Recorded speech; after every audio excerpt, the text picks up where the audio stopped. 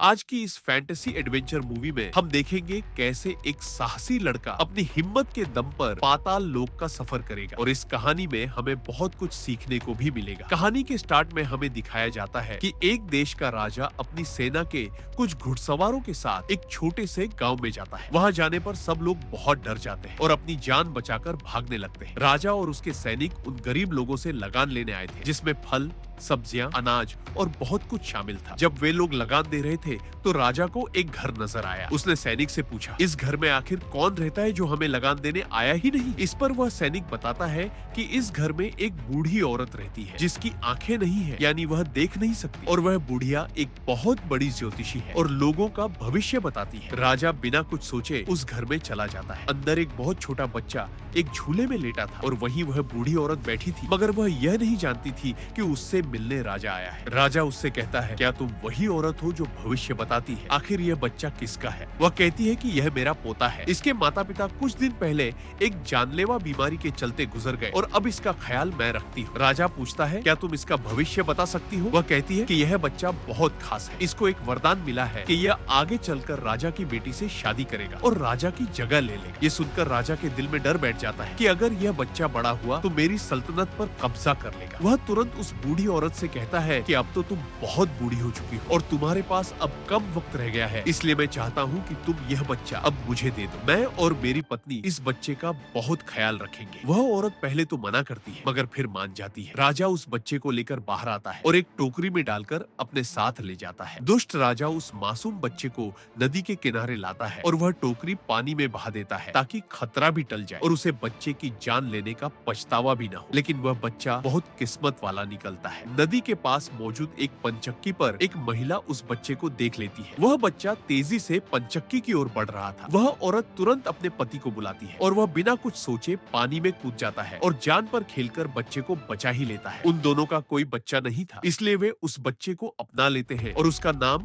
Chris रखते हैं। फिर हमें 17 साल बाद का टाइम दिखाया जाता है और क्रिस अब 17 साल का हो चुका था। वह भोला भाला सा था और सारा दिन शरारत और मस्ती करता था। एक दिन वही राजा शिकार करने उस जंगल के पास आता है और क्रिस वहीं एक पेड़ पर बैठा था। वहीं एक खतरनाक सांप आ जाता है और राजा का घोड़ा डरकर तेजी से वहां से भागने लगता है। राजा उसे कंट्रोल नहीं कर पा रहा था। जब वह उस पेड़ के नीचे से गुजरा तो क्रिस ने पेड़ पर से छलांग लगा दी और घोड़े पर कूद गया और किसी न किसी तरह उसने घोड़े को संभाल ही लिया। राजा ने बताया, मेरे साथ आए मेरे सेवक और साथी न जाने कहां चले गए हैं। क्रिस ये बात नहीं जानता था कि यह राजा है, तो क्रिस कहता है कि आप मेरे साथ मेरे घर चलिए, जो एक पंचक्की में है। जब वे दोनों उसके घर पहुंचे तो क्रिस के माता पिता राजा को अपने घर में देखकर बहुत हैरान हुए। क्रिस के पिता बोले, आपकी सेवा करना हमारे लिए बहुत सम्मान की बात है। आप आज हमारे गरीब खाने में कैसे आ गए? राजा ने कहा कि पास ही चोरों और लुटेरों का एक समूह है जो आसपास के सभी किसानों और गुजरने वालों को लूटते हैं। मैं किसी तरह उनका सफाया करना चाहता हूँ। तभी वहाँ क्रिस आता है और उसके पिता राजा को यह बात बताते हैं कि यह हमारा 17 साल का बेटा है और यह हमें 17 साल पहले नदी के पानी में तैरती एक टोकरी में मिला था। यह बात सुनते ही राजा को सब याद आ जाता है। राजा सब समझ जाता है और उस बूढ़ी औरत की भविष्यवाणी अब उसे सच होती दिखाई देने लगती है। वह क्रिस को रास्ते से हटाने का कोई तरीका ढूंढने लगता है। उसने एक चिट्ठी लिखी और उस पर एक स्टैंप लगाई ताकि कोई उसे खोल न सके। उसने क्रिस से कहा कि तुम मेरे महल जाओ और यह चिट्ठी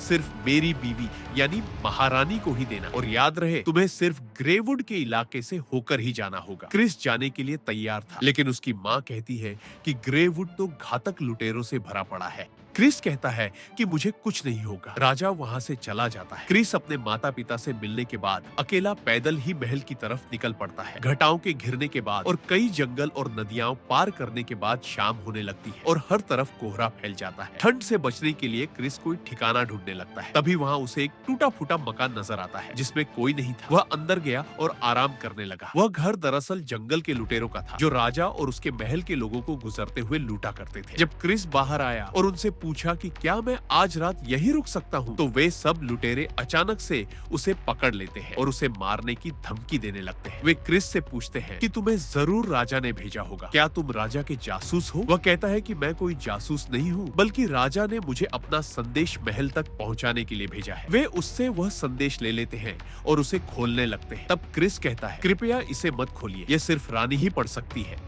वे सब उसे एक पिंजरे में कैद कर देते हैं और खाने का आनंद लेने लगते हैं। तभी उनका एक साथी जिसका नाम प्रोफेसर था वहाँ आता है। उनमें सिर्फ प्रोफेसर ही पढ़ना लिखना जानता था, इसलिए वे उससे वह चिट्ठी पढ़ने को कहते हैं। जब वह चिट्ठी पढ़ता है तो उसमें लिखा था कि जो शख्स यह चिट्ठी लेकर आया है उसे उसी समय फांसी पर लटका दिया जाए। यह सुनकर वे सब बहुत हैरान हो जाते हैं। प्रोफेसर किसी की भी राइटिंग कॉपी करके लिखना जानता था, तो वे एक नया संदेश लिखते हैं। अगले दिन ब्रैंडी चुपके से क्रिस को उठाती है और पिंजरे से निकालती है और उससे खामोश रहने को बोलती है। वह ऐसा नाटक कर रही थी जैसे मैं तुम्हें इन लुटेरों से आजाद करवा रही हूँ, लेकिन यह सब तो उनका राजा से बदला लेने का प्लान था। क्रिस फिर से वह चिट्ठी लेकर वहाँ से निकल पड़ता है। रास्ते में वह कुछ सेब तोड़कर खाने लगता है। पास ही डच विले देश के राजकुमार विली अपनी शाही सवारी में रानी के महल राजकुमारी क्लोई का हाथ मांगने जा रहे थे। रास्ता काफी उबड़ खाबड़ होने के कारण प्रिंस बहुत थक चुका था। उसका सेवक उसे कुछ फल खाने को देता है, लेकिन वह कहता है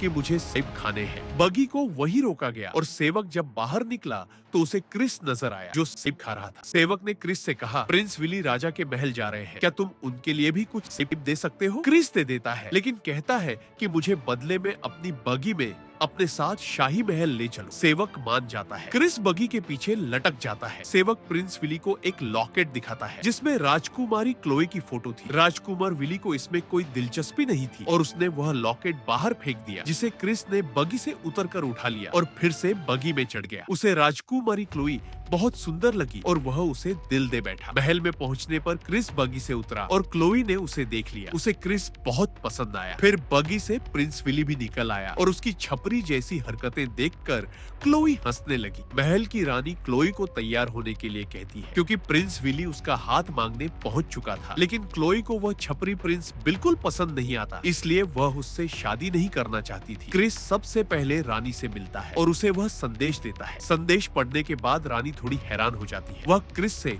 उसका नाम और पता पूछती है। क्रिस बताता है कि वह पंचक्की देश से है और उसका नाम क्रिस है। रानी कहती है कि संदेश में लिखा है कि तुम्हारी शादी राजकुमारी से होगी और यह राजा का आदेश और आखिरी फैसला है। तभी क्रिस वही लॉकेट निकालकर क्लोई की तस्वीर दिखाता है। यह देखकर रानी कहती है कि अगर तुम्हारे पास क्लोई की तस्वीर भी है, तुम्हें ही क्लोई से शादी के लिए चुना जाना चाहिए। रानी एक सेवक को आदेश देती है कि क्रिस को तैयार करवा कर ले आओ। इसके बाद प्रिंस विली रानी के पास क्लोई का हाथ मांगने आता है, लेकिन रानी कहती है कि अब तुम्हें वापस जाना होगा, क्योंकि राजा क्लोई के लिए तुमसे बेहतर राजकुमार ढूंढ चुका है। यह सुनकर विली को बहुत गुस्सा आता है और वह कहता है कि तुम सबको इसका अंजाम भुगतना पड़ेगा और वहाँ से चला जाता है। राजकुमारी पियानो बजाने लगती है और हमें पता चलता है कि रानी राजा की दूसरी पत्नी है, यानी क्लोई की सौतेली माँ। रानी क्लोई के पास आती है। क्लोई कहती है कि वह विली से शादी नहीं करेगी। तब रानी कहती है कि अब तुम्हारी शादी प्रिंस क्रिस से होगी, वही राजकुमार जो सबसे पहले गाड़ी से उतरा था। यह सुनकर क्लोई बहुत खुश हो जाती है। अब क्रिस को नहलाया जा रहा था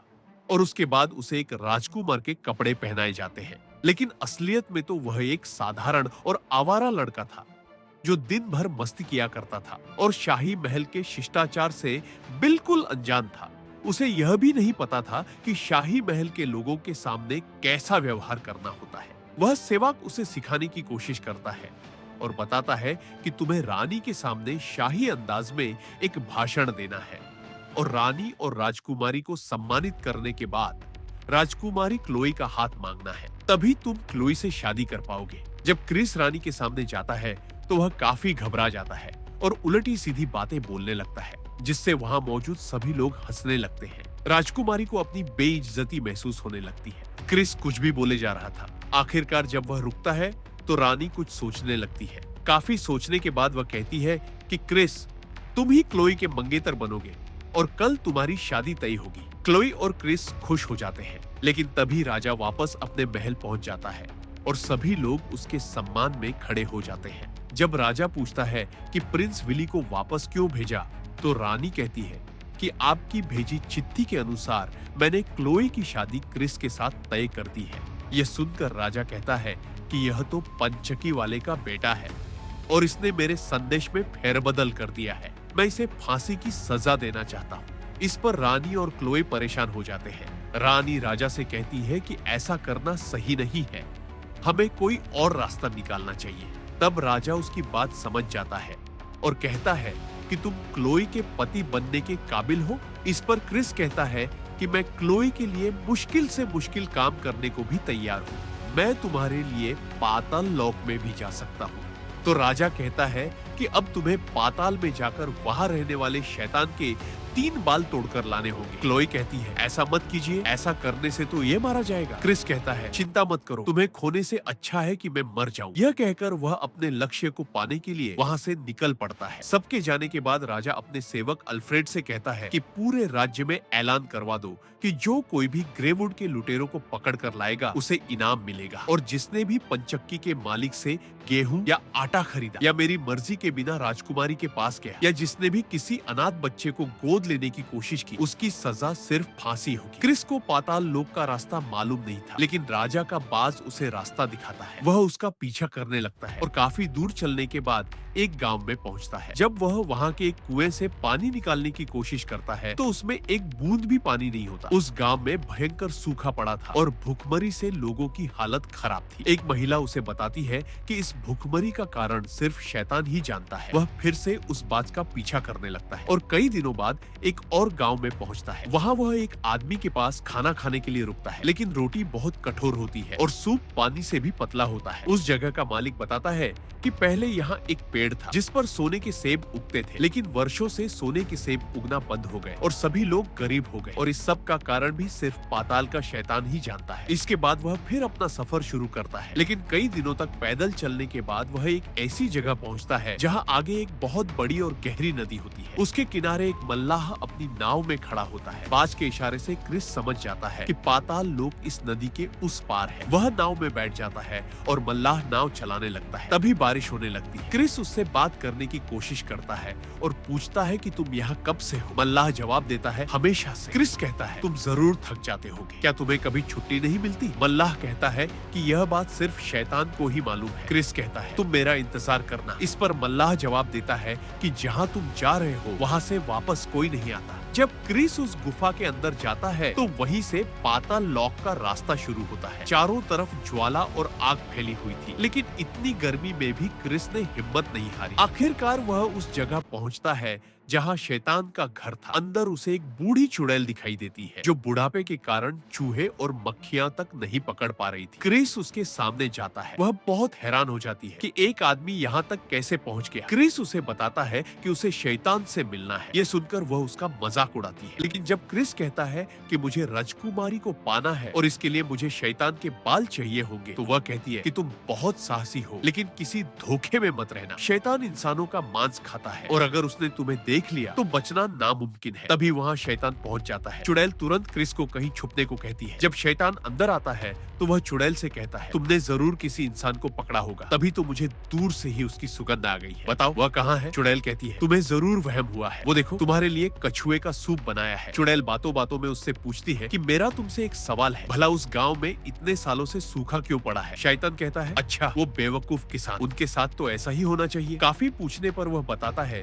कि उस कुएं में एक बड़ा मेंढक बैठा है जिसने पानी का दरवाजा बंद कर रखा है। अगर उसे निकाल दिया जाए तो पानी फिर से भर जाएगा। इतने में चुड़ैल पास जाकर शैतान का एक बाल काट लेती है। इसके बाद वह चुड़ैल शैतान से दूसरा सवाल करती है कि आखिर उस गांव में मौजूद उस सेब के पेड़ पर उगने वाले सोने के फल अब उगना क्यों बंद हो गए? शैतान कहता है कि मुझे नहीं पता। तब चुड़ैल कहती है कि शैतान तो सब कुछ जानता है। इस पर वह बताता है कि उस गांव के मूर्ख लोग यह नहीं जानते कि उस पेड़ की जड़ों को चूहों ने काट काट कर खोखला कर दिया है। अगर उन चूहों को भगा दिया जाए तो वह पेड़ फिर से सुनहरे फल देने लगेगा। इसी दौरान वह शैतान का दूसरा सुनहरा बाल काट लेती है। फिर वह शैतान से तीसरा सवाल पूछती है कि पास वाली नदी का मल्लाह वर्षों से बिना रुके नाव चला रहा है, वह क्यों नहीं रुक रहा और उसका ये श्राप कैसे खत्म होगा? इस पर शैतान गुस्से में आ जाता है और कहता है कि अगर अब कोई सवाल किया तो मैं तुम्हें छोड़ूंगा नहीं, और वह सोने चला जाता है। कुछ देर बाद जब उसे नींद आने लगती है तो चुड़ैल उससे फिर पूछती है। इस पर वह कहता है कि वह नादान खुद ही यह काम छोड़ना नहीं चाहता। अगर वह चाहे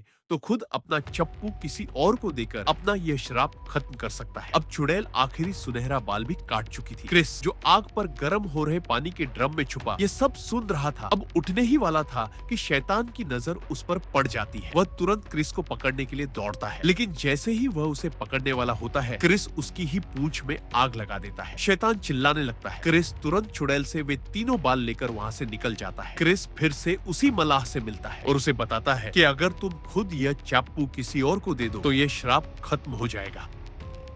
अगले गांव में पहुंचकर क्रिस ने सब लोगों से उन चूहों को पकड़ने को कहा।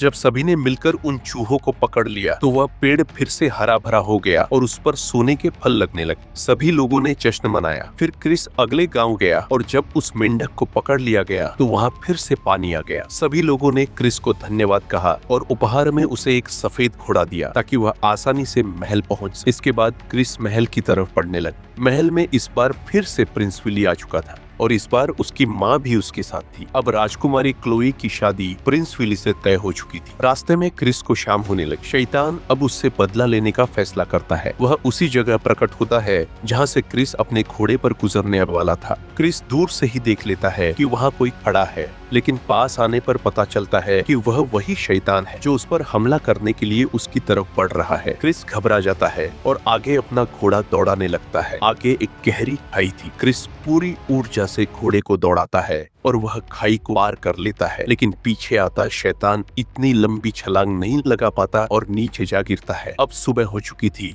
और क्लोई और विली की शादी की आखिरी रस्में शुरू होने लगती है। क्रिस तेजी से घोड़ा दौड़ाता हुआ महल पहुंचता है और तुरंत अंदर दौड़कर जाता है। क्लोई उसकी आवाज पहचान लेती है और वहां से भागकर क्रिस से जा मिलती है।